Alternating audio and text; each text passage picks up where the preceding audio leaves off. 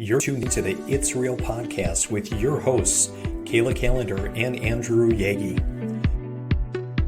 Each week, we'll talk about what happens behind the scenes working full-time in real estate and share with you real-life stories, our successes and failures as we work to help consumers and industry professionals reach their real estate and real-life goals.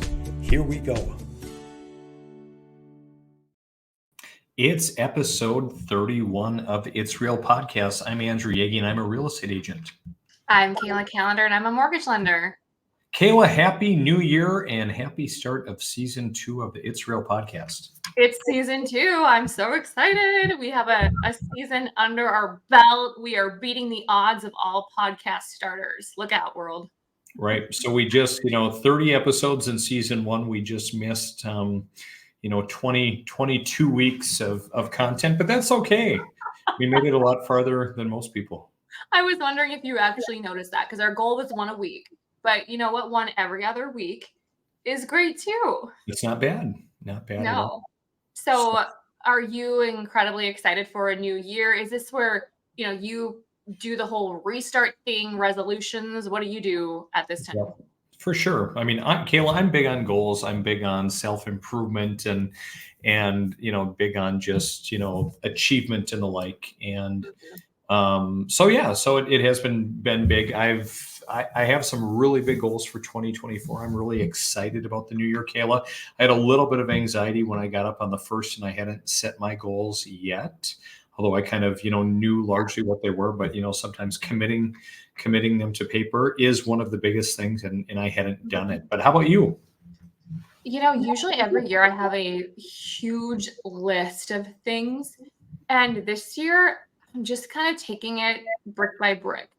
And I am a big planner, and I'm the type where I'll have a goal and I'll break it down, like, reverse engineer it back to what I need to do, and I'll still do that. But I'm just kind of focusing on balance a little bit this year, because sometimes, I don't know about you, I go so all in right away that I get burned out. So I have a lot of goals, but I'm just going into them a little bit more delicately this year.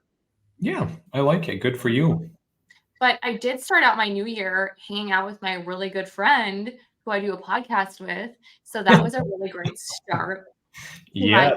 So that is one thing, Kayla, that, and like we talked when we connected yesterday, is just the fact that, we sit and we see each other every week, or I guess on average every other week, due to our lack of consistency there for a while. But the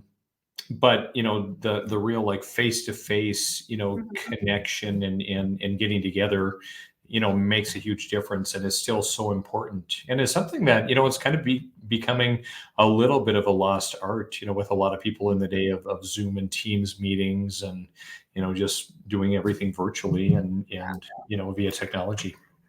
Yeah. And the thing is it's just proof too, though, that you can still have relationships and collaborations with people, and you can still close on clients' deals. Like, you still have this ability to break barriers that geography, used to prevent us from doing. We, couldn't see people in person, then we couldn't do business or have a relationship. Where now, you and I are proof that, we saw each other yesterday for coffee, but when was the last time we saw each other in person, Andy? Do you know? Was it 2 years ago? Has it? I don't know. That's a good question. I'm going to have to look it up. I'm not sure. Yeah, but thankful for technology, right? Very thankful for technology. If not for technology, we wouldn't be talking right this second, Kayla. I know. Filming our 20, 30 episodes. So I'm excited, though, for what the year has to bring. I'm excited for real estate. Last year was incredibly challenging for most. Right. You have fire, right? It can either warm your house or it can burn it down. And some people let it burn down their house, and others used it as fuel to warm their house. Like, I'm going to fine tune my systems and lean in and learn. And if I'm slow, I'm going to find ways to educate myself. So I don't know about you, Andy, but I feel like you and I leaned into the hard times and found ways to really press on and become better at our jobs. So I'm excited to see what 2024 brings. I am too, and I think what really hit home for me earlier. When we were talking about goals, and I'm all in, and Mhm. jotting down, just a laundry list of things I want to do. When you're talking about balance, I think that is one thing that I did take out of this last year, which was down 20 to 25% Mhm. on average in most marketplaces, is that I worked to find balance and just find some of the other things that I like to do, kind of through kind of some self-reflection, exploration. I've really been trying to spend more time with family. Like I probably told you before, my oldest two, my girls are 6 and 4 and just coming up on a year. And my oldest, when she started preschool and I had to take her to school 2 days a week at 8 and pick her up at 3, it kind of bothered me because I wasn't able to get to the office, right, to wrap up work early. But really, I'm reframing that. I'm looking, because now I'm every day of the week, more or less, when I'm able to, I'm there, picking up my kids, because my wife also works in a school, and beginning and end of the day are really busy. So I'm kind of reframing and choosing how I think Yeah. about that, and being more productive and being more intentional with my time. And then also, finding some other things that I like to do that complement this, things especially like aviation, Yeah. agriculture, and diving into that to kind of keep me focused and keep me sharp as well. So Right. Well, balance. I think that's just a balance of everything. And I know it's often overused, that term, but I think at any time, is anything really truly imbalanced? Probably not. But I think the outlook on it needs to be balanced. Is you have to be okay with, if you do, take your daughter to daycare, or attend, your son's soccer game, you're going to have to get back to a client at a different time. Or you might not be able to, show a house at that exact time that normally you would. But at the end of the day, people understand balance. We humans understand each other. And I feel like I used to look at people, Andy, and say, oh my gosh, like they're always working. They must be crushing it. Where now I look at people and I think they're not working. They're taking vacations. They must be crushing it, because they must be balancing their life somehow. They must be able to do that. They must have a team, or they can delegate to elevate. And so it's all a matter of your own perception and Mhm. what you find balance with, I guess is what I'm saying. Yep, absolutely. And you're right. I mean, leverage and having a great team on your side. I know you've got some great individuals that you work with at First International, and the same in my office. I've got some great staff, both here physically in my office and in the Philippines, who really help me Yeah. be able to do what I do, and do some of the things that I do in the community. They help, take some things off my plate so that I Mhm. can go and focus on the pieces that are really important to me. Are there any like tips or tricks that you would have for like anyone listening, maybe that's in real estate or in sales or just in general, they want to be more organized, or any, you just said you use someone in the Philippines. Like people don't even know that exists. What are like two or three tools or things that you use that or are going to use in 2024 that help you with efficiencies? That is a very interesting question. So first of all, I would say, Kayla, read Tim Ferriss, The 4 Hour Work Week, because that's what kind of, got me going in the virtual assistant space. Just kind of showing, Tim Ferriss does a great job of illustrating, what truly is available, provided your business obviously has to be at a certain point, and Mhm. you have to use the proper tools and be very, very disciplined, but you can Mhm. work very little and be very productive.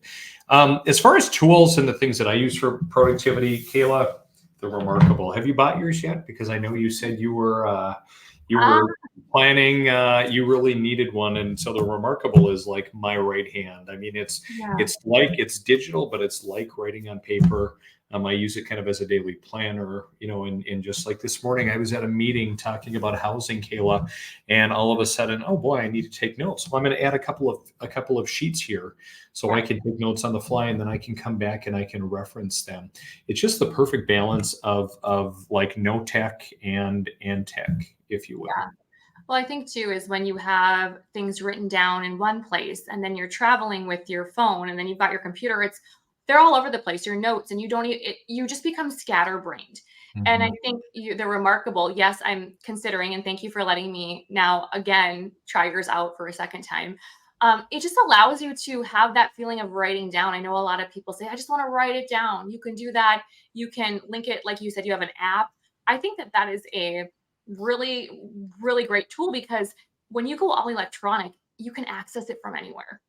You're no Right. longer scatterbrained with where things are at. So that's what I really liked about your Remarkable. As long as I walk out the door in the morning, probably with my wallet, my laptop, my Remarkable, I'm Mhm. in good shape and can do most anything from anywhere.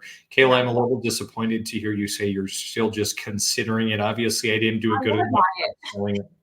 I'm trying to convince my husband that I can spend the money on it. I'm like, you know what? You got to invest sometimes, but he's Just all kind of for it. do it. It's Yeah, I know. productivity. It's a My business goodness, expense. Should we Karen. take a quick commercial break while you while I observe you purchasing it to hold you accountable? Because I it sounds mean, like you need some accountability. oh my gosh, let's do it. Let's just do that after, and we'll plug it back in because I need to order it. I just need to decide between the keyboard and like the cover. I'm thinking You just the don't cover. need the keyboard, just get the cover. Okay, hold me accountable, Yagi. Yeah. Anyway, so talking about goals, Kayla, I want to dive into goals and maybe not right this second. Yeah, I think perhaps our next episode we visit a little bit more about it. This just kind of setting the stage, but yeah. um, we set goals related to health and wellness. My number one goal deals with health and wellness, Kayla. I have big goals for the year. We Mhm. set goals for for retirement, for taking vacations, passion projects, whatever. But Mhm.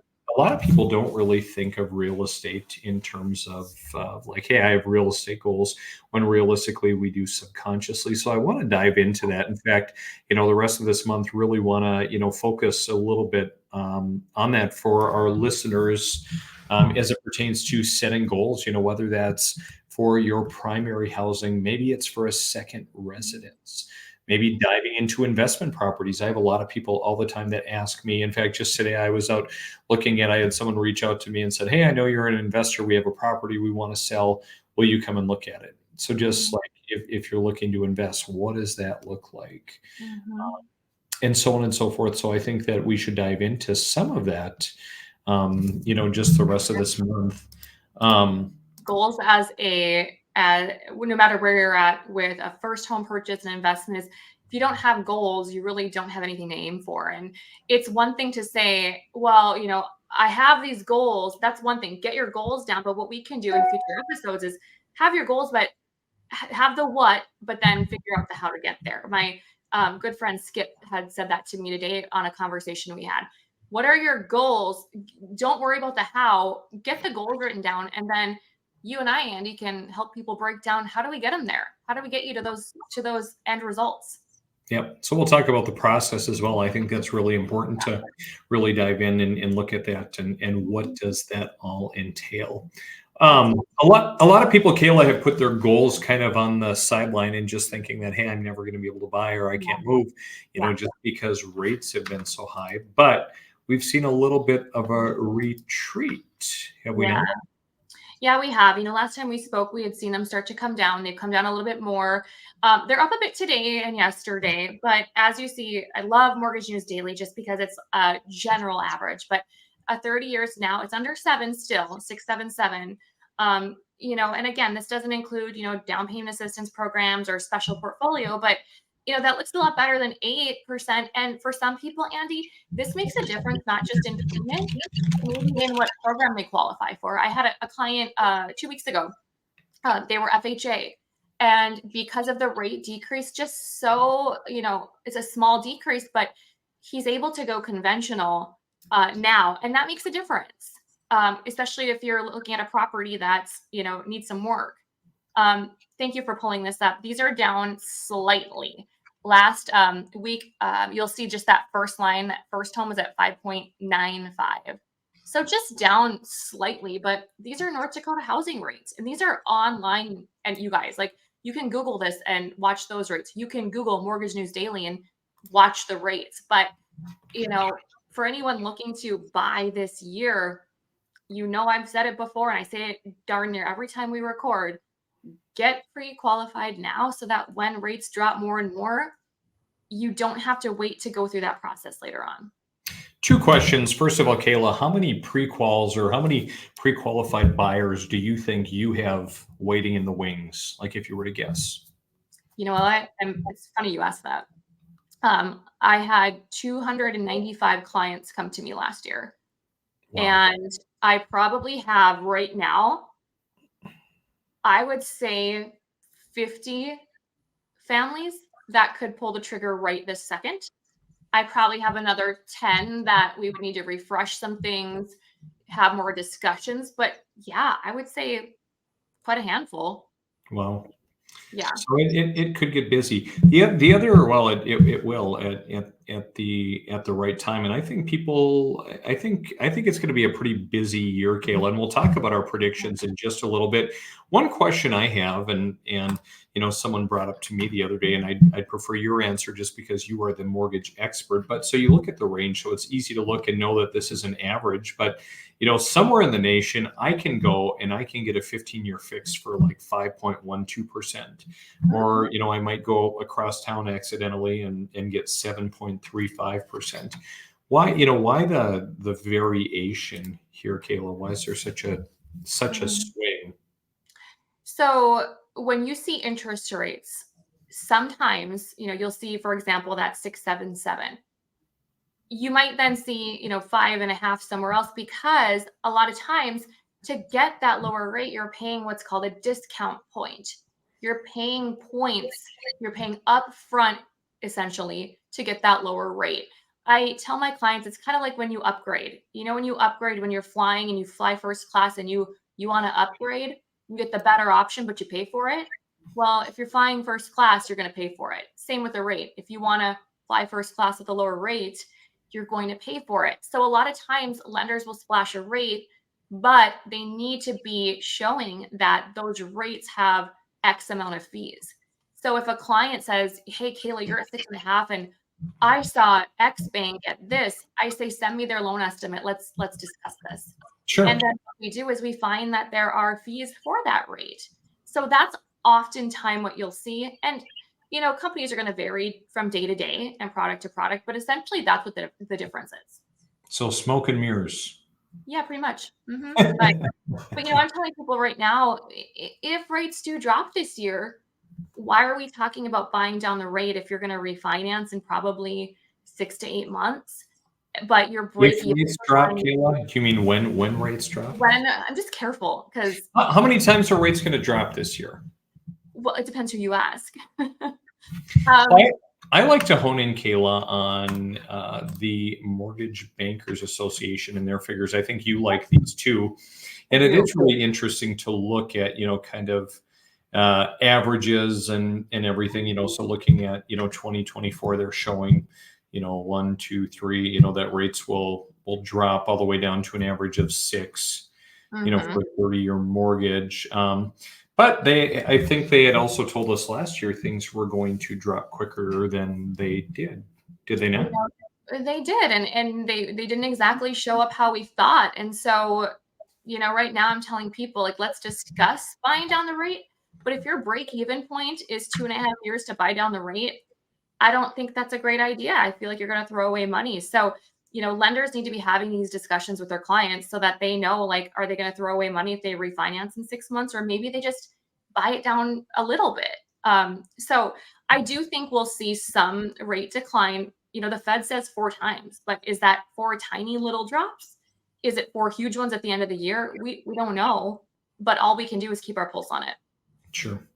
I've Mhm. heard 3 to 5, three some places, 5 other places. You're kind of right in the middle. So it'll be interesting to see that. Also interesting to point out, as you keep trending into 2025, she'll still kind of a gradual decline leveling out, mid Yeah. fives, and then even 2026 kind of staying about the same. So I think, for those that are sitting out there thinking, oh, I'm still going to wait. I guess it depends on your circumstance, but we're not, we'll see some rates dropping, but it's going to be a gradual decline by the look of it. Well, and two, I think if you need to move or you want to buy, I mean, right now, yeah, rates might be higher today than they will be next year or end of this year, whatever year they decide to come down. But when you think about it, if you are spending a little bit more on the rate right now, you can refinance when rates drop. But the cool part is, if you're able to buy right now, you're seeing seller concessions, you're seeing reduced prices typically. You can't renegotiate your price in a year during a bidding war, but you can renegotiate your rate later on. So it does depend on the person. You're spot on, Andy, but it just truly depends on, do you want to get in now and hopefully you can refinance? But my fear is, are people going to get into bidding wars when rates come down and then they're overpaying again? And now, they're overpaying in price, which affects their payment too. So I guess time will tell. It will indeed. Speaking of time telling, so here we are at the beginning of the year, and everyone's probably wondering, Kayla, what are your predictions for the year? And so what do those look like? I think we will see rate drops like the Fed has indicated. I think that we are going to see, I think we're going to see a bit of a frenzy, because I even felt it in the last couple of weeks and rates didn't move substantially, but enough. I think that we will see probably low sixes come year end. That's my thought. What about you? What do you see happening in the market? Yeah, so I think kind of like what we just talked about, rates are going to be lower, than they were in 2023, somewhere in that 3 to 5 number of rate cuts, and we'll see. I think you're probably right on as far as where rates will end up. I think the volume of home sales, Kayla, is going to increase for this year. Yeah. Just because there are a lot of people that have been sitting on the sidelines waiting to put their home on the market. Those people, new year, new opportunities. I've got to get back and look at my goals. I have somewhere that I want to be. So I think some of those individuals are going to put their house on the market. Buyer demand still, I would say, is very high, especially among the millennials that are out there. Yes. Just because they're the largest group of home buyers right now. I think a lot of people, you read some doom and gloom about home prices, a recession, a crash, housing prices are going to come down. I don't think so. I think home prices are going to remain, fairly neutral, Kayla. Well, we may see some appreciation in some areas, but they're going to be neutral for 2024. And then, one question that I always get from people is, now a good time to buy or sell? And ultimately that depends. It's got to make sense for you and your circumstance. But, with rates trending down, continued high demand, that's a fantastic recipe for what should be a very active home market for 2024.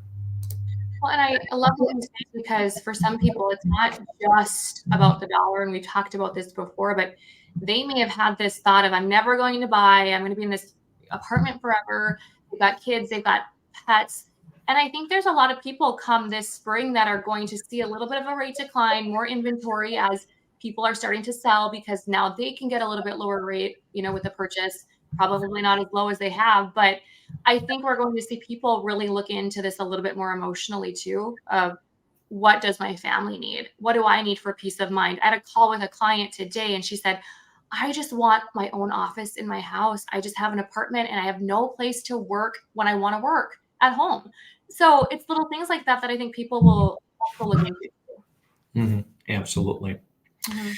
Well, Kayla, I think that's a lot of great information. I'm really, really excited that you're all in and you've agreed to do another season here with me. And thanks to everyone, all of our loyal listeners and fans. We're really excited to hopefully instill some real estate knowledge in all of you in 2024 and beyond. And maybe we'll hit more than 30 episodes this year. Who knows? That's a goal, Kayla. Well, and I don't want to be too pushy with goals. We'll see. So slide into 24. Well, Kayla, have a great rest of the week, and we'll see you back here next week. Sounds good. See you later. See ya.